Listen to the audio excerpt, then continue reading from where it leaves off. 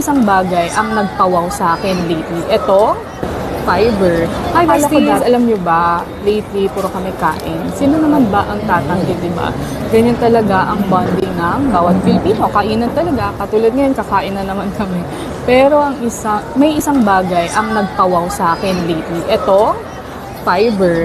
Akala ko dati kailangan ko lang seryosohin ang fasting ko together with my tea. Pero na-realize ko na importante rin pala ang fiber sa daily routine natin. Lalo na kapag napapasobra ang kain.